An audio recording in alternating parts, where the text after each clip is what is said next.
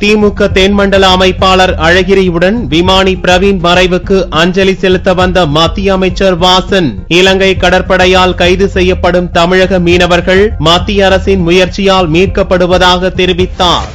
உத்தரகாண்ட் மாநில மீட்பு பணியில் ஈடுபட்டிருந்த ஹெலிகாப்டர் விபத்துக்குள்ளானதில் 19 பேர் பலியாயினர். இவ்விபத்தில் பலியான மதுரையைச் சேர்ந்த விமானி பிரவீன் மறைவிற்கு மத்திய அமைச்சர் வாசன் அஞ்சலி செலுத்த புதனன்று மதுரைக்கு வந்தார். வாசனுடன் முன்னாள் மத்திய அமைச்சரும் திமுக தென்மண்டல அமைப்பு செயலாளருமான அழகிரியும் வந்தார். பிரவீன் குடும்பத்தாருக்கு இருவரும் ஆறுதல் தெரிவித்தனர். பின்னர் செய்தியாளர்களிடம் பேசிய வாசன், இலங்கை கடற்படையால் கைது செய்யப்படும் தமிழக மீனவர்கள் மத்திய அரசின் முயற்சியால் தான் மீட்கப்படுகின்றனர் என்று கூறினார்.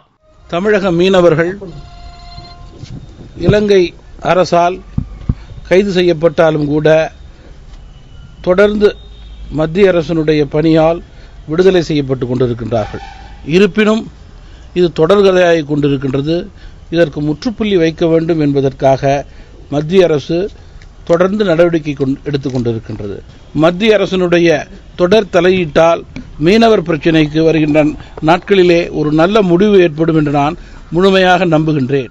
உச்சநீதிமன்ற வழிகாட்டுதலுடன் சேது சமுத்திர திட்டம் நிறைவேறும் என்று கூறிய வாசன், வரும் லோக்சபா தேர்தலில் தமிழகத்தில் வலுவான கூட்டணி அமையும் என்றும் நம்பிக்கை தெரிவித்தார். வாசனுடன் அழகிரி இணைந்து வந்திருந்தது அரசியல் வட்டாரத்தில் பரபரப்பை ஏற்படுத்தியுள்ளது.